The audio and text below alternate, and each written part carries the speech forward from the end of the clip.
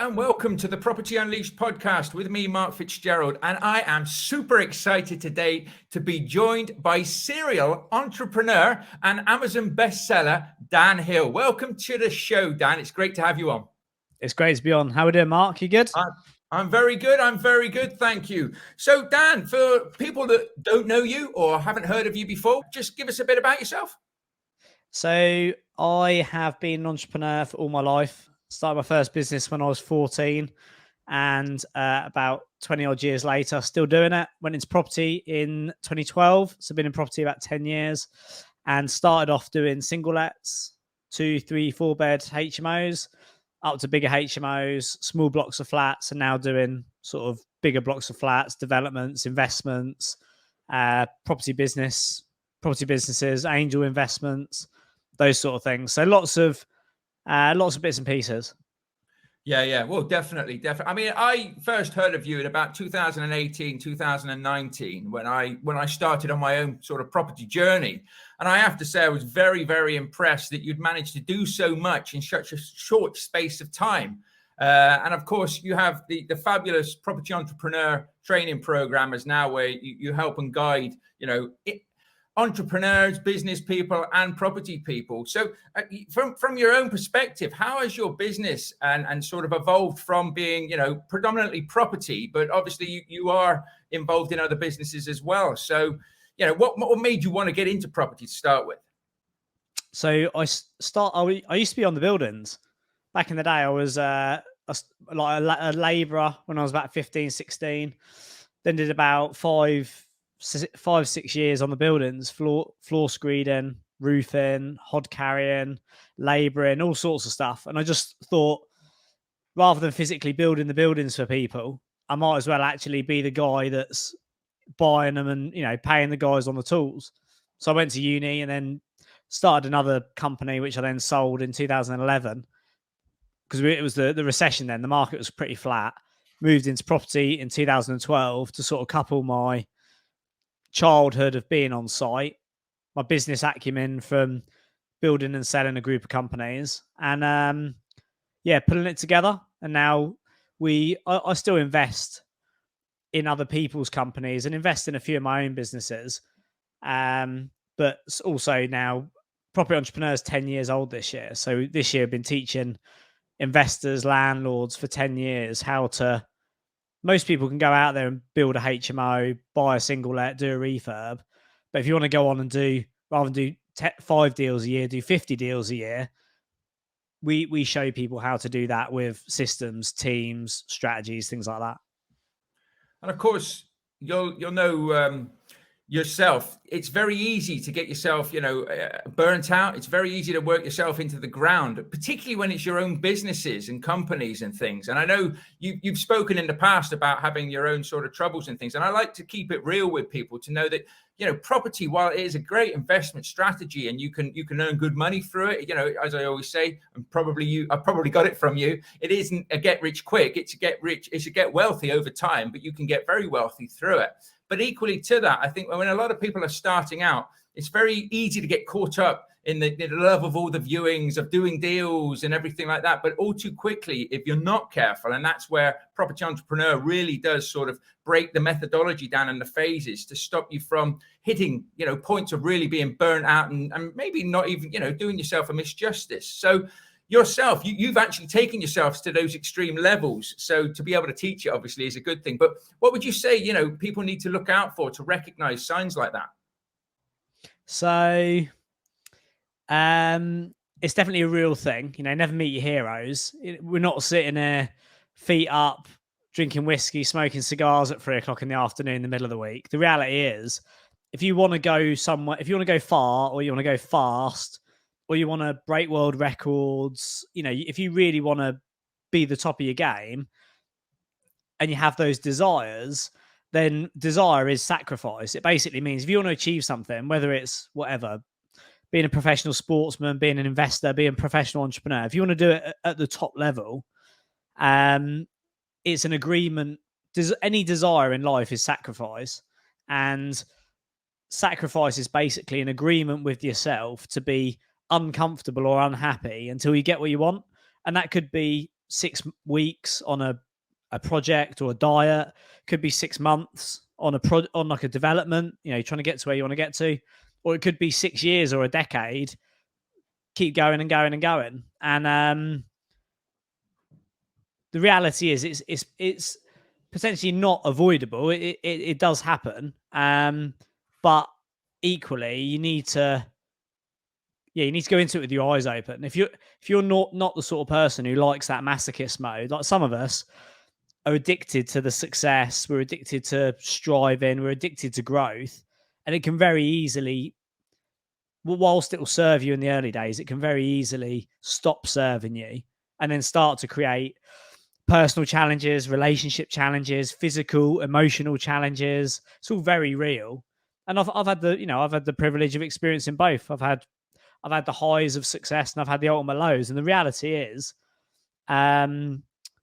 a lot of the most challenging, painful bits come, which is ironic, is at the top of performance. One of the mantras we've got in sort of bodybuilding and fitness is, especially if you're doing shows and competitions and photo shoots, is that the better you look, the worse you feel. So it's like there is a bit of a trade-off of, never meet your heroes, size up the iceberg, and make sure that if you're going to commit to something, you know what it entails before it happens. And also, just nothing lasts forever. Like, give it a go. Don't cause yourself. If there's any injuries, there's nothing wrong with going in the fast lane. There's nothing wrong with catching a few speeding tickets, but don't lose your license. If you lose your license, you burn yourself out. You're out of the game. That's not good for anyone, and that's very easily done at the top of the pile.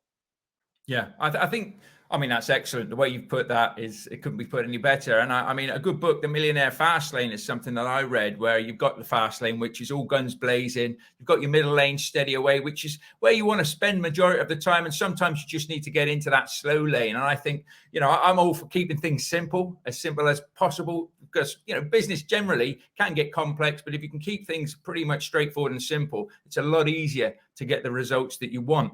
Obviously, when you're a high achiever, so to speak, and a lot of people I speak to don't always know when they've actually hit the results that they want, or because the goalposts are always moving. It's almost like you're hitting checkpoints, but you're not actually, you've got your goals, but when do you actually achieve your goals? I'm terrible. I always say to people, you've got to celebrate small wins. And I do try. And my wife is very good at telling me, you're doing all right, Mark, pat yourself on the back, but I never think I am.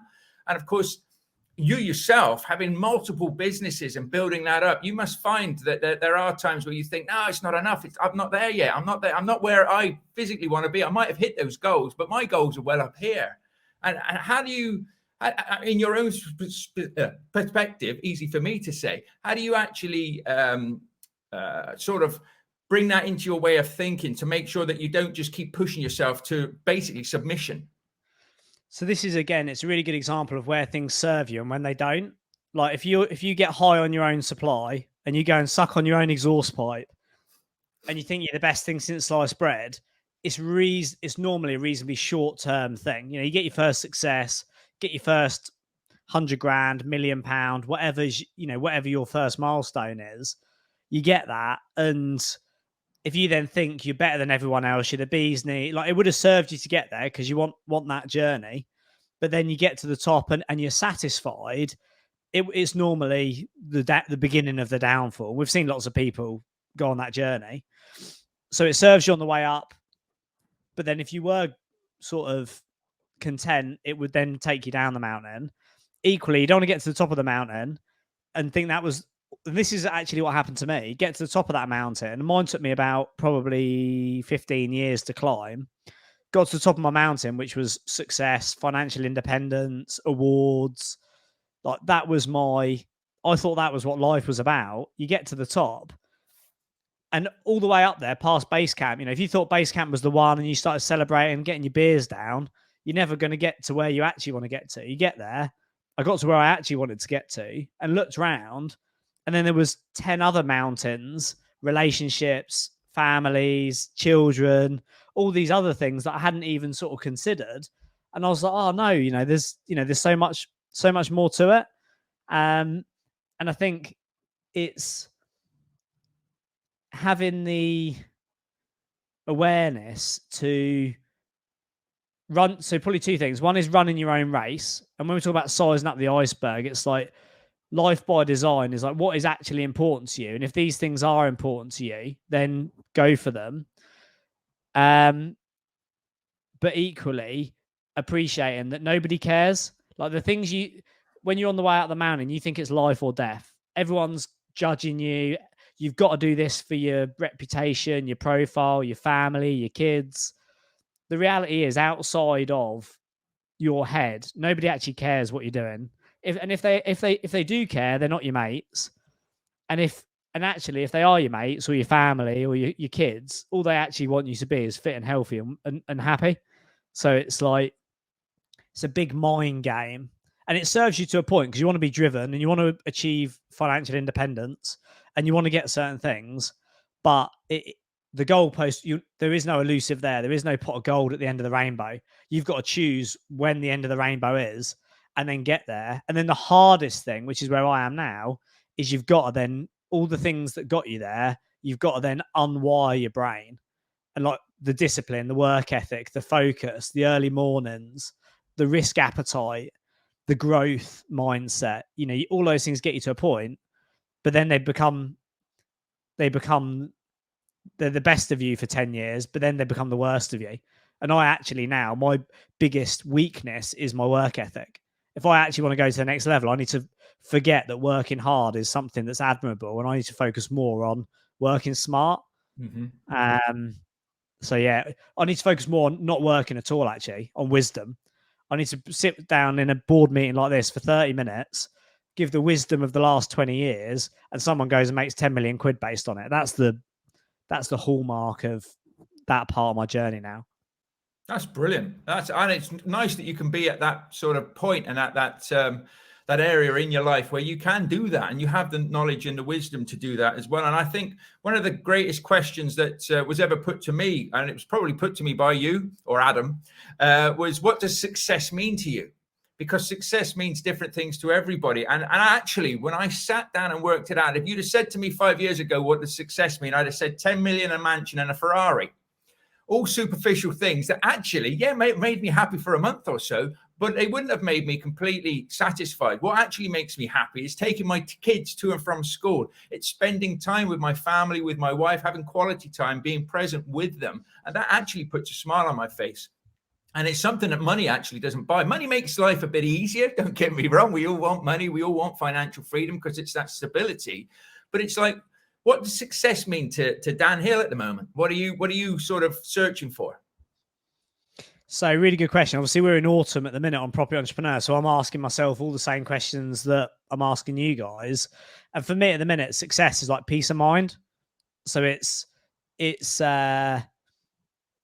really tough. I had 20 years of like all guns blazing. Then last year I had a year of like tried to retire, and it was disaster. Like I didn't enjoy it. Had some real sort of internal challenges of like, what should I do?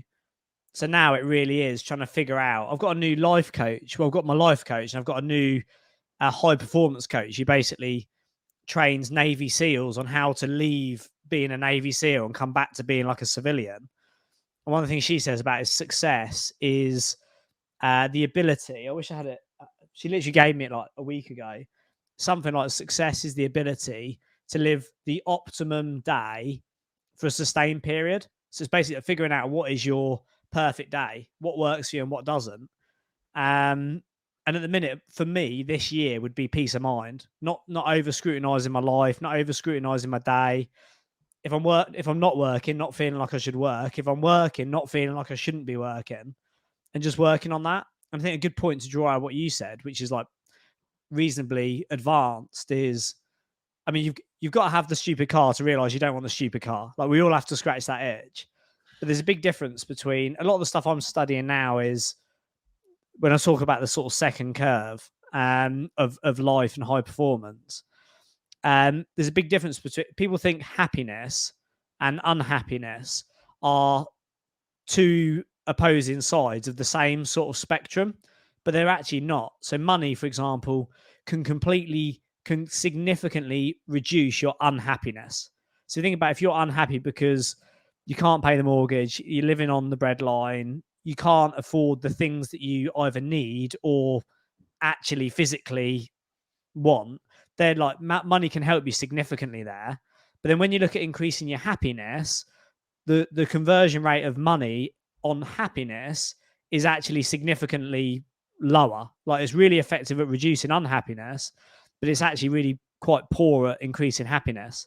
And if you read any like Mo Godat stuff or any of the sort of, the sort of happy stuff that's out there at the minute, a lot of it is like if you were to write your happy list, it's like what actually makes you happy. And it'll probably be stuff like cuddling your dog, or like you say, taking your kids, spending Saturday morning with your kids, or they're the things that actually make you happy. Whereas the stuff that would make you unhappy is probably what you go to work to avoid. Yeah. Yeah, definitely.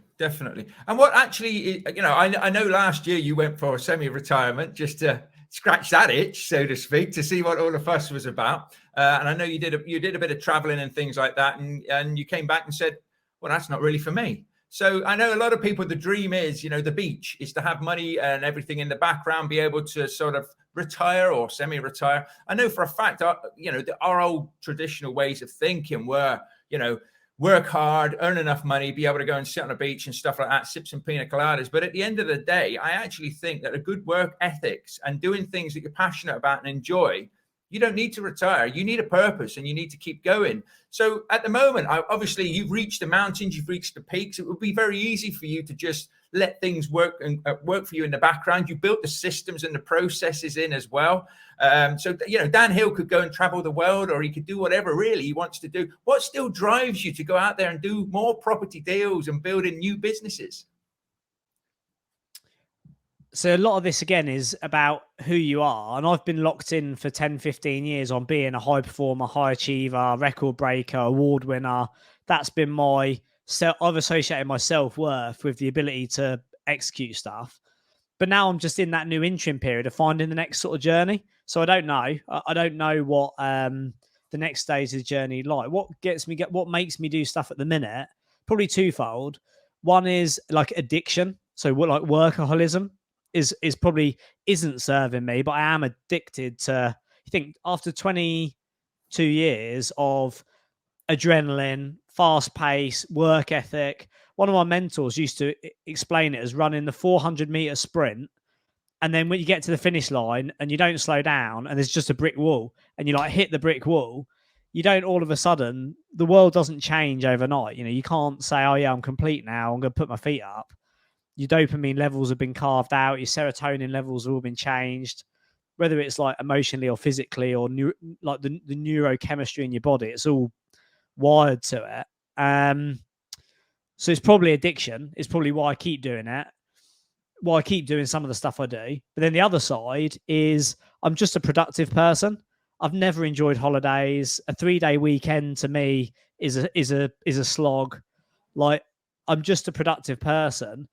And the days that I enjoy, like yesterday, I was up at 5, or even like this morning, like up at 5, hour and a half, like journaling, down to the gym for hour workout on my PT, 20 minutes on the bike, quick back, breakfast, shower, meeting, jump off that meeting, jump on an interview with you, off into town to do a few bits this afternoon. And my day is like bang, bang, bang, bang, bang. There's always stuff going on. Sometimes it's work, sometimes it's personal. But I like literally like squeezing the pips out of every day. I'm not, the idea of sitting on a beach drinking pina coladas, like when you're ginger and a lightweight, it wears off pretty. I'll end up hungover and sunstroke. So yeah, I don't have a black and white question, but I would say, and then also I have another big vision, which I'm sort of playing with at the minute, to take what I've done to the next level, possibly in a charity sense. But at the minute I'm holding myself back. I don't want to commit to the next 20-year project until I've sort of, you think about going deep sea diving and they bring you up slowly to stop you getting the bends. I'm like on my way on that sort of decompression journey back to reality. And I probably want to stop there for a little while, balance the books, make sure I'm not missing anything. And then if I do go again, I have got another big 20-year plan if I decide to go for it. But or probably when I decide to go for it. But at the minute, I'm quite hesitant to do that. Okay, that's interesting. That's always interesting. And I mean, coming away from that, I know you're very big on the economics of the country and everything, and it's fascinating. You know, a lot of the times you actually call it before it's official, which is dead handy for people, of course, on Property Entrepreneur and everything, because you do obviously share your learnings to help people, you know, act at the beginning of potentially crests of waves and what's going to be going on. But I mean, obviously, we're in uncertain times at the moment. It's been a real hickory-pickory sort of government and everything with the utilities, interest rates, and everything else. Where do you actually see the property market going over the next, 12, 24 months yourself? Well, it depends. When's this podcast going out? It's just not. We're recording on the 9th of November. When are you actually releasing it? It'll probably go out next week because I'll rush it out. Perfect. So this will probably be, hopefully you'll see it in real time, and hopefully some of the stuff that I shared with you last month and then even last week, you're starting to see sort of come together. A lot of, if you read anything at the minute in the news, none of what's not being said at the minute is that there's going to be a significant. If you based your strategy on what's being said in the news at the minute, which is basically lack of affordability, more transaction rates dropping, property prices dropping, forecasts between 10 and 30% drops, residential rates up at 6%, buy-to-lets up at 6, 7, 8%. If you were to believe if your belief was that is going to stay, which nobody's questioning it in the papers at the minute, they're saying because of this, there is going to be significant reductions. If rates stay where they are, then I do think there'll be a reduction because it becomes unviable to buy-to-let property for a start. You can't buy. Jen tried to buy a buy-to-let property for me the other day, just a little 3-bed semi. And the buy-to-let mortgage, 75% loan to value, was 8.3% interest only. Now the yield was about 6%. So it's like you've got to be a really speculative buyer to think that's a good investment because it would cost you money every month, after maintenance, well, even just on the gross, let alone maintenance, management costs, etc. Or you've got to be a low geared or cash buyer to make it work. So all of a sudden you wipe out a significant part of the buy-to-let mortgage. So what that means is supply of rental stock is going to fall. Supply is already down, so rents would significantly go up, or would have to. Demand and supply would just fall out of equilibrium. You'd also then end up with a glut of property on the market because buy-to-let buyers aren't buying it, and residential people can't afford, or the affordability would be less in residential because they're paying 6%, and you've got increased cost of living, and you've got high unemployment, but you've got low salary growth. If the market stayed with what it is at the minute, then I would agree some of these forecasts, a 10 to 30% drop in property price is probably realistic because you look at the market and the whole thing would freeze up. It just wouldn't work. It just doesn't. It would significantly reduce the amount of people that can buy a property. And then people coming up off fixed rates onto variables would slowly either ramp rents up or have to sell because the numbers just don't work. You can't, going from 0.25% base rate to 3 is aggressive. Having resi mortgages going at 1.5% to 6, it just means the whole thing would be in a pickle. I don't actually, and again, I've not seen this written anywhere, but I did share this a month ago.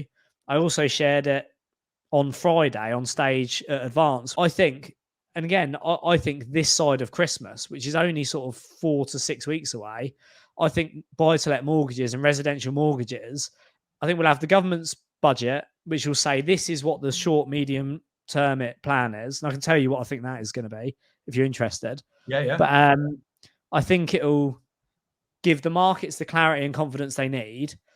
And either lenders will then really bring these rates down to a more sustainable level, which keeps the market moving at a reasonable pace, in which case the basic demand and supply mechanism of property stock in the UK would keep it loosely where it is. I mean, it's going to have a couple of months dips because nobody in their right minds is completing at the minute at or nobody who has the option to is completing at 6 or 8% interest rates unless they're hugely speculative. I think it will come down significantly. If it doesn't come down, then I think you're facing the outcome that I talked about a minute ago with the property market having a significant impact. And I don't think that would happen because it's just such a big part of the economy. I just don't think that would happen. I think the government would, or the Bank of England or the Treasury would then intervene and create a facility where residential and potentially even buy-to-let finance is available at a level that is more realistic. And I think, again, realistic. I think optimistically that will happen before Christmas. Realistically, yeah, it's got to happen. Otherwise, the markets just start freezing up. Yeah. So that's my forecast of what's going to happen in the property market.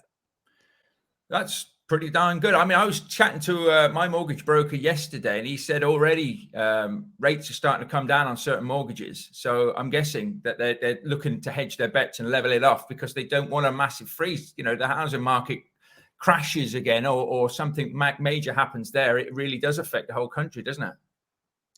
Yeah. And I mean, if you think about in priority order of what do the government want to try and do, we've only just think about how long ago the pandemic was. So was it I forget exactly when I think the lockdown was like in the March and the property market was closed for like, was it 8 weeks or 12 weeks?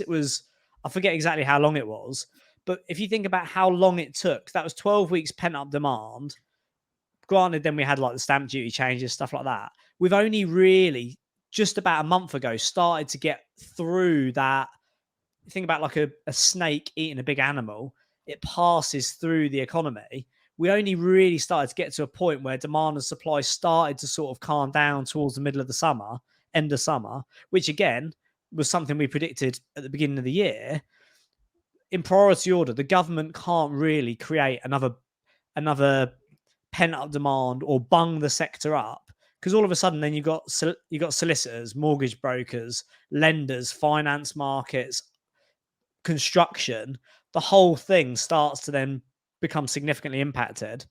I think because of that, they'll just keep it moving. And like I said, last month I said they'll come down, and they started coming down. Friday we said they'd come down, and Akash put, I don't know if you saw it in the Facebook group yesterday, there's now the first 5-year fix for multi-unit blocks and HMOs at, I think it was about 5.5%, something like that.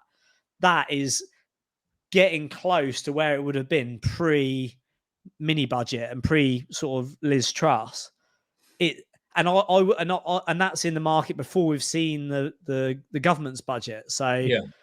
I suspect this side of Christmas rates will be back down to where they need to be, and things will keep moving at a moderate level.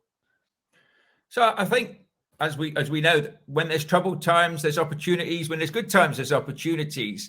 You know, obviously being a savvy investor with years of experience like yourself, you went to try and get the buy-to-let, but it doesn't stack up at the moment. So are you sort of, looking at your bigger units? Do they still stack? I know you go for, apartment blocks or offices and things like that. Or obviously people starting out going for the buy-to-lets or the HMOs and things at the moment need to potentially just sit on their hands for a minute and just see how the market plays out. But is there still good opportunities for you yourself with what you're doing? Yeah, always. I mean, there's opportunity for everyone. Like the only way to lose in a falling tide is to not have your line in the water. Like that's a Arthur Brooks quote. And what he talks about is if you want to catch fish in a, whatever it is, like I'm not a fisherman, but a lake, a river, you can sit there all day in a rising tide trying to catch fish. But in the 45 minutes where it aggressively drops, the plankton gets whirred up, all the fish come in. And the only way you can lose in a falling tide is to not have your line in the water. Right now is where most people have not got their line in the water. They're sitting on their hands, sitting on the sidelines, waiting for things to happen. They've been buying with buy-to-let mortgages since 1995, and they're like, "Oh, right, I'll just wait until it comes good again." Whereas other people are looking at it as like, right, be greedy when others are fearful when others are greedy. Start to get greedy. It's like right now, where the market, or 4 weeks ago when the market was in absolute turmoil, and right now while it's starting to level out but still full a lot of uncertainty, those who see it as an opportunity and observe the masses do the opposite do really well. So 6 weeks ago, I was buying buy-to-let properties at 4% interest rate and just buying them as quick as I could. Now I'm buying the strategies that would work really well right now would be any creative finance. So anything. So I don't know if you saw Chris Chadwick's post on the Property Entrepreneur private group. He's got a deal going on, and because of the refinance, the deal's fallen into a difficult position. When you just look at it from another window or look at it from another angle, all of a sudden it's even better than it was before. And we were comparing notes on there. So, and I'm buying a school, competing on a school on the 27th. I had it secured at a 5.3% interest above variable rate when variable was like 1% 6 months ago or 9 months ago.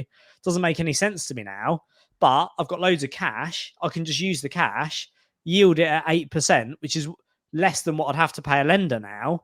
To me, it's a no-brainer. It's like, and you can get discounts. We're getting 200-300 grand discounts on acquiring in this sort of niche. So for those at the beginning of their journey, anything to do with creative finance, lease options, EDCs, like exchange delayed completions, assisted sales, absolutely flying. And cash buyers, if you can buy at the minute and you can find the people that have to sell at the minute, that is where you will do deals all day long. That's brilliant. Brilliant. Great advice as well. And I would just like to say that Dan unfortunately lost his social media accounts recently. So he's building those back up again. So do follow him. I'll put links in the show notes to his Facebook and his Instagram, because he's always giving little tidbits of advice and knowledge and obviously his experience. So he's well worth following. And he has the official Property Entrepreneur podcast as well, which has I think it has a couple of episodes a week now, doesn't it? That's flying out there. Yeah, you're a legend, Mark. Yeah, appreciate the shout out. I got absolutely hammered on Facebook. Someone hacked my account and basically took it all down. So yeah, feel free to follow the social, and then the official Property Entrepreneur podcast. Releases every Tuesday now, and it's literally my lesson. It's the blueprints that I've learned over the last 20 years, and just trying to give them for free to let people get a step ahead rather than take 20 years to learn it. Learn it in 20 minutes.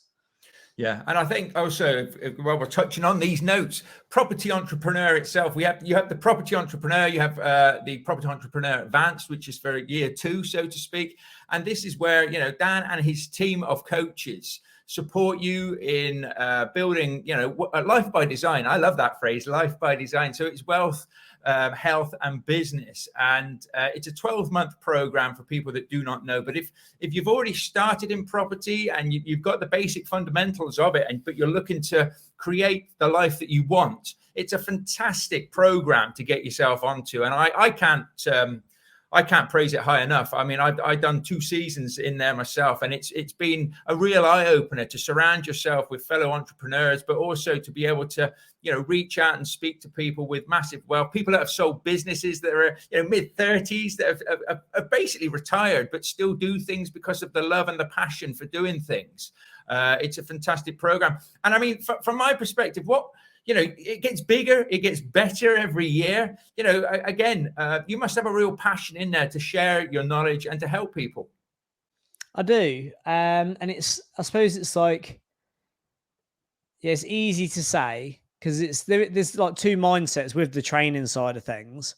I mean, my passion, there's the whole mantra of like those who can do and those who can't teach. And you do get a lot of that. People sort of don't actually walk the talk, and they're not actively practicing it, but they're finding an academic way to share information, which sometimes can be a great value. If you're going to see a doctor, something, there's always a time and space for that. And equally, obviously, it is lucrative. It is a way to leverage your experience, wisdom. And whether you're doing one-on-one consultancy or now we do all the different programs we do, it is lucrative. So it has commercial appeal, raising your profile, something we recommend to you. It's something we recommend to all of our delegates. If you can raise your profile and be credible and own your space, again, it all plays into being good commercially. So it does have commercial incentives, motivations behind it. Equally, my big thing, and again, this is like, people who don't know me will either, maybe they won't initially like believe it, but I genuinely believe that in the modern world, everybody should be financially independent. So we can get you Ferraris, we can get you helicopters, we can get you £1 million mansions, whatever you want.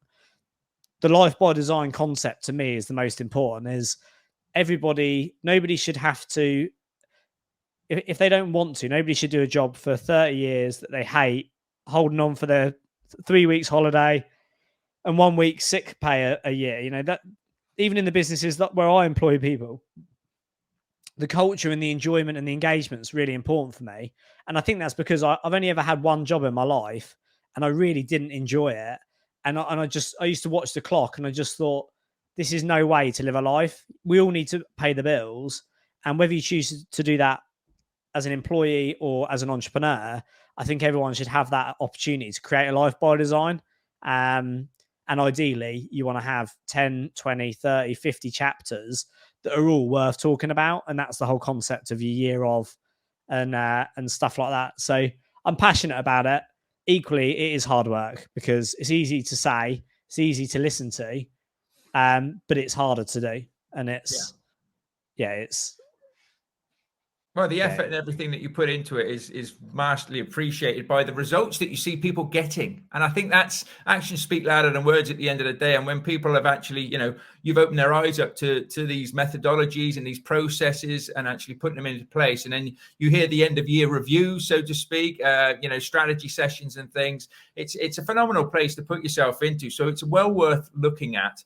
And Dan's quite humble with that. And I expect there is a lot of work in the background as well, because they really are slick, good meetings. You meet every month. You have obviously the Facebook group and everything. You have WhatsApp groups as well. So you're really in a community. And I'm massive on communities. For me, the training and learnings are one thing, but being in a community of like-minded people, because we always got problems and so have other people. So being able to help and support other people is massive. And it's a great place for that.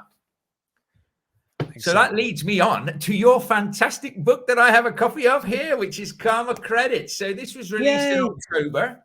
And this is an Amazon One bestseller, I believe, in 3 different categories now. And I can understand why.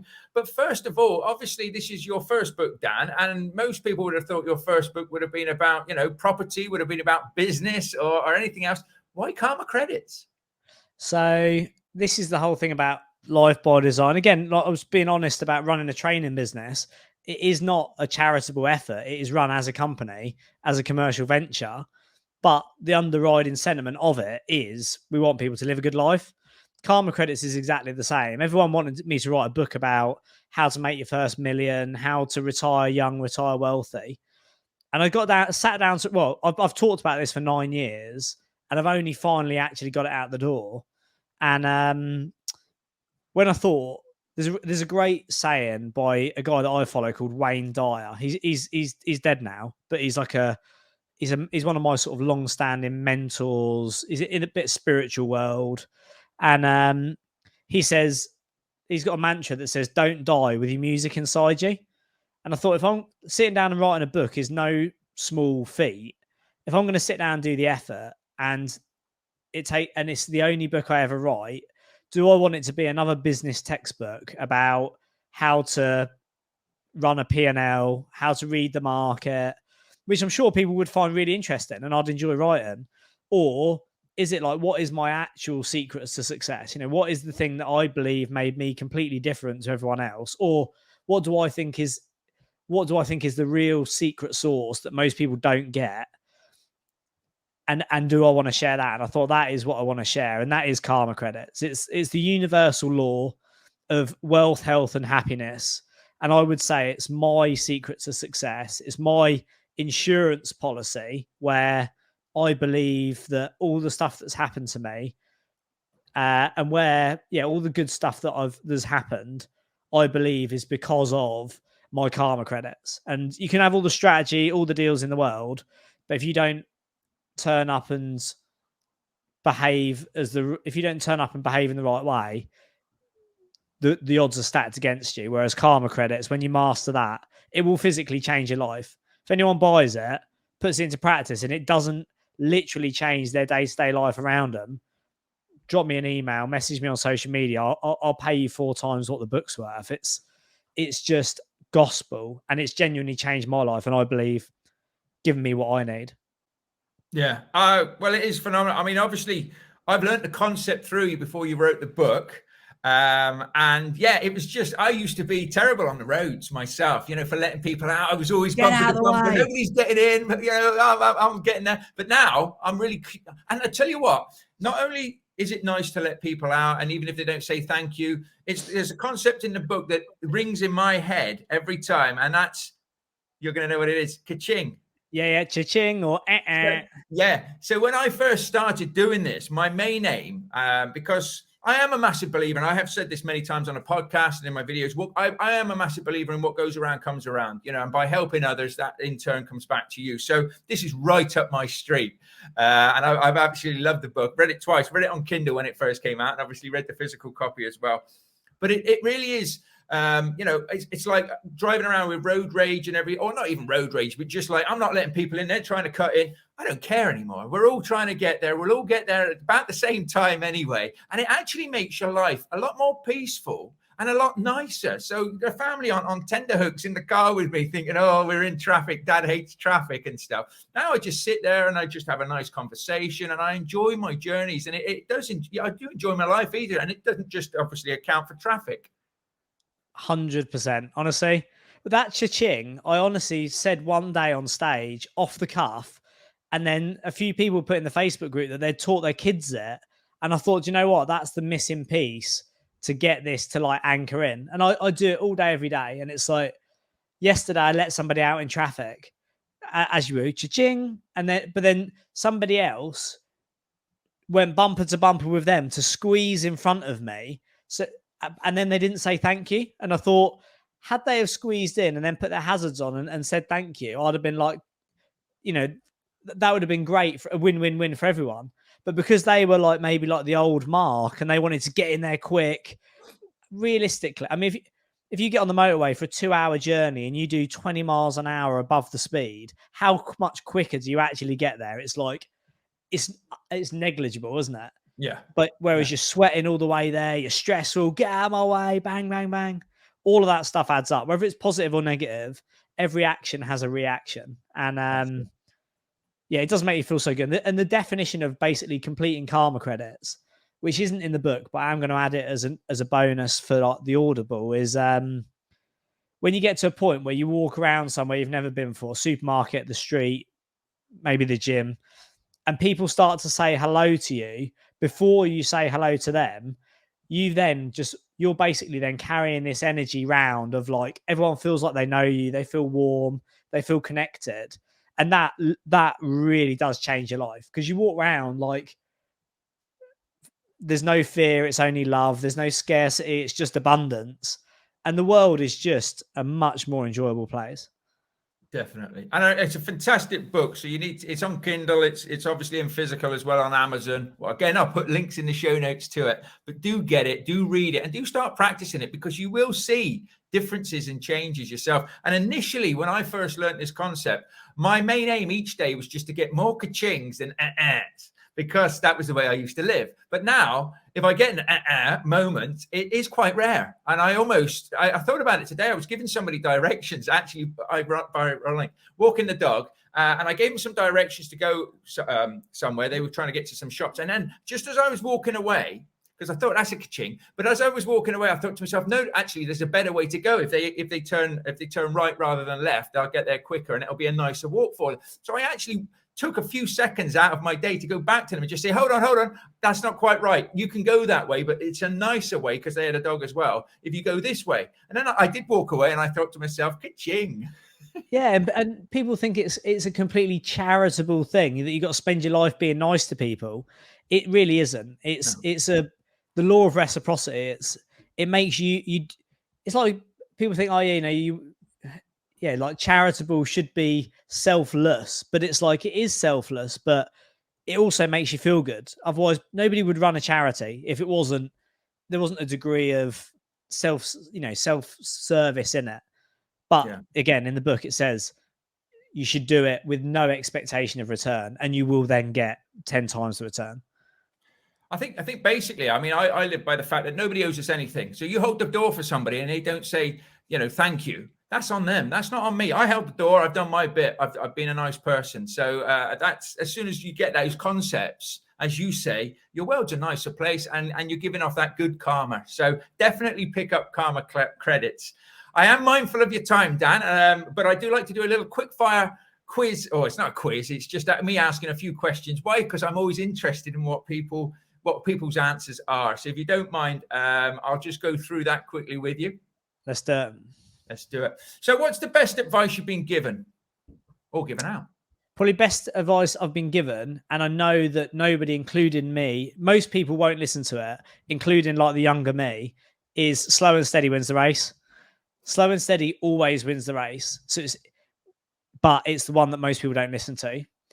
And then recent advice has been earlier this year, Adam, who runs the program, I was talking to him about my training. My weight training has sort of drifted off, etc. And he said, get a coach, get like a personal trainer.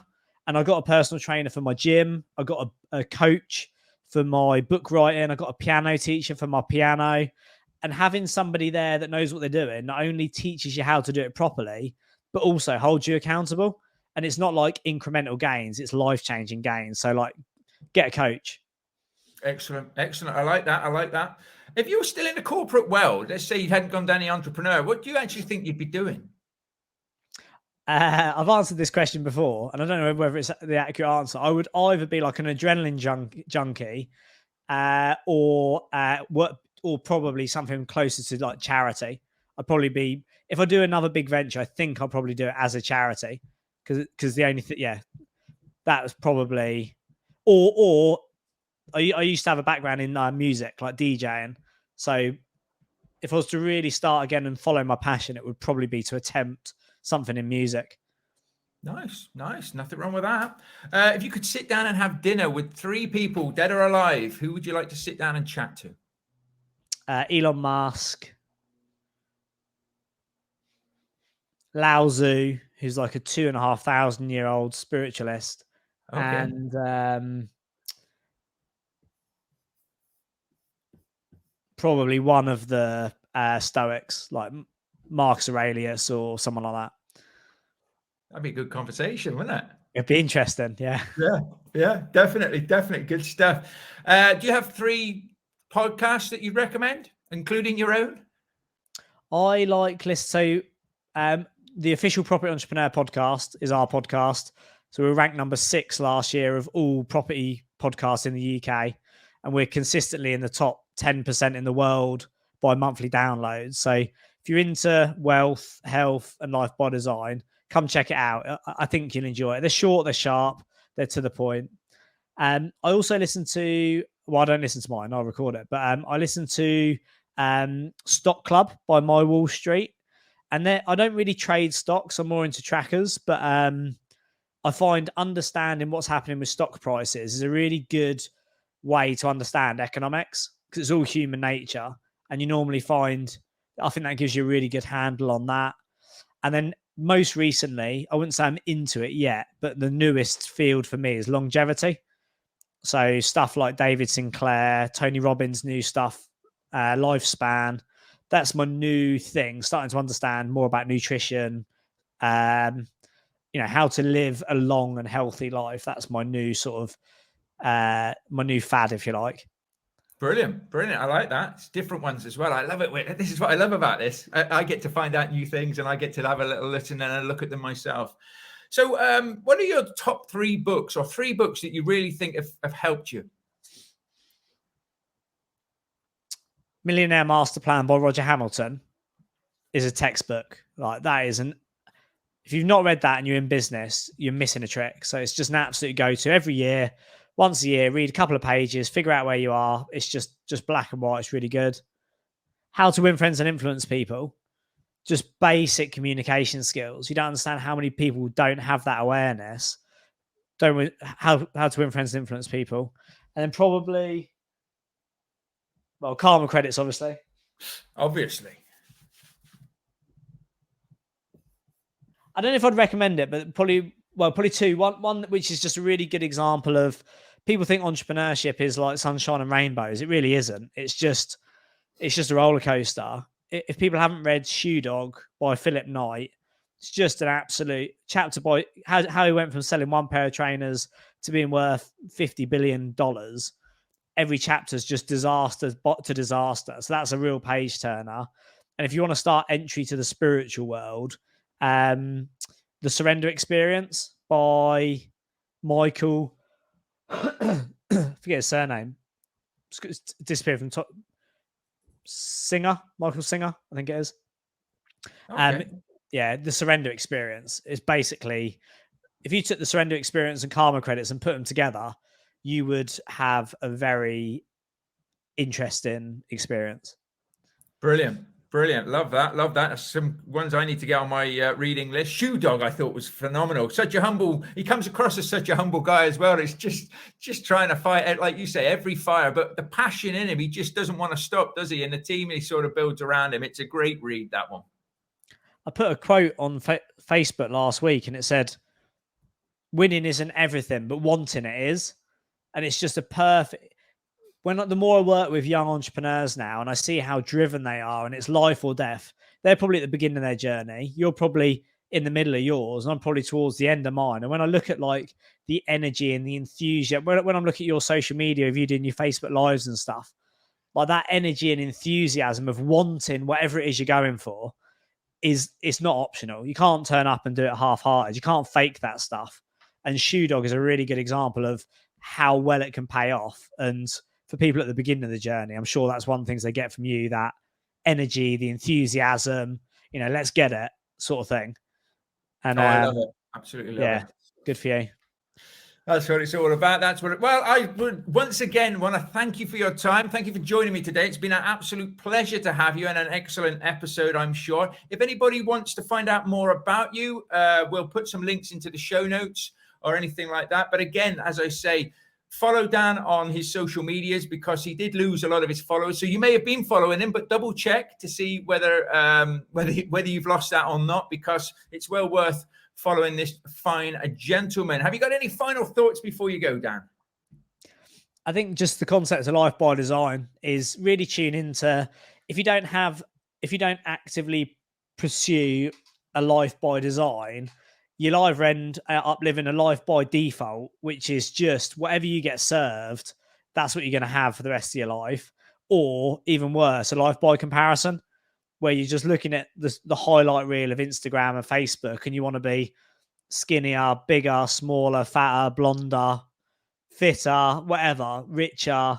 And that's no life to lead. That's just absolute rubbish. If there's some inspiration in there, great. But yeah, the world has dealt society a few dud cards over the last decade. I would say figure out what you actually really want and then go out and get it and own that mindset. It's that would be my closing sentiment. Life by design, not life by comparison. Brilliant. That's it. Know exactly where you want to get to before you start trying to get there, and you'll probably get there a bit quicker as well. So thank you very much again for you joining us here today. I hope you have all enjoyed this episode as much as I have recording it with Dan. Keep focusing on your vision, keep driving towards your goals, and take care. Bye for now.